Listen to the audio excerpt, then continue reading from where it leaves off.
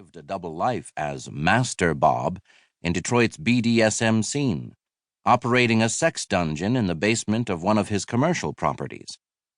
I asked the cop if Bob's sexual preference had anything to do with the murder, and he said he wasn't sure yet, but they were looking into it. It certainly wasn't newsworthy that the victim's husband had a kinky side. That was his business. But I knew if the BDSM lifestyle was somehow connected to the case, it would be a huge story. If it bleeds and reads like 50 Shades Freed, it leads. I got a hot tip the Sunday after Jane's murder, 2 days after the Grosse Pointe Park police chief named Bob as a person of interest in the case. According to the source, Bob had a girlfriend named Rachel, who worked as a secretary at Wayne State University.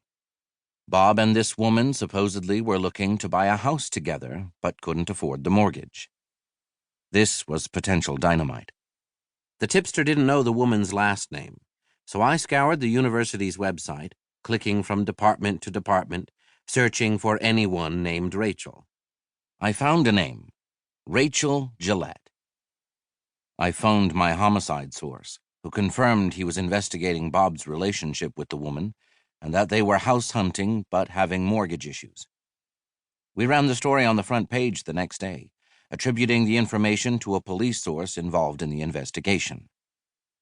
Then the moderator of the Hinky Meter blog posted ads and other writings Bob and Rachel had put on the BDSM dating website, alt.com, under the screen names MB, short for Master Bob, and MB's Bella. One of the ads written by Rachel read, "We are looking for a special girl, a third to round out our relationship. Someone who would live with us on a full-time permanent basis, who is free to commit to being a part of a loving, nurturing, male-dominated home. Master Bob is the head of our relationship." The local NBC affiliate ran a story about the Hinky Meter's alt.com posts. My homicide source confirmed he was now focusing on Bob's BDSM activities as part of the murder investigation. With the kinky angle, the story caught fire nationally. People magazine's online headline screamed, "Robert Bashara's shocking double life is exposed." Dateline NBC host Lester Holt called the story one of the most unusual cases we've ever had. The bombshells dropped in the Bashara case often were, in a news sense, almost too good to be true, to the point where I sometimes had to step back and remind myself that at the heart of the matter a mother of two had been killed. That's in danger of getting lost in the vortex of a white-hot crime case.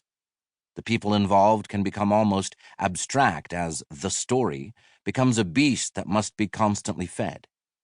If you get one scoop, editors press you. "What do you have today? Call your sources." A lot of times you're chasing someone else's scoops. There are great reporters in Detroit, and it can be tough keeping up. While the press competes for stories, the victims' friends and family are caught in the crossfire. Interviews with loved ones should always begin with the phrase, "I'm sorry to bother you." I've found grieving relatives and friends are often eager to talk. For some, it's cathartic. Others use the media megaphone to advocate for justice. A few crave the attention. There's a fine line between staying on top of a story and overstaying your welcome. If you want your police sources to keep picking up the phone, you can't bug them every few hours for new information, despite what your editors want. The cops are busy investigating these high-profile cases and getting pressure from their own bosses to solve them amid all the media scrutiny. Meanwhile, they've got a growing backlog of other murders. Detroit homicide detectives, like Detroit crime reporters, stay busy. No murder is mundane, but I've gotten used to covering them after so many years on the beat. Within a week of Jane's killing, there were 14 other homicides in the city, and 34 that January. 2 days before Jane's body was discovered, I wrote a story about the rash of recent killings that included a 12-year-old Khadijah Davis, gunned down during an argument over a lost cell phone, and 33-year-old Cody High School teacher Dewan Joyner, fatally shot inside his house. There were a couple dozen other murder victims in Detroit that month. I never wrote a word about any.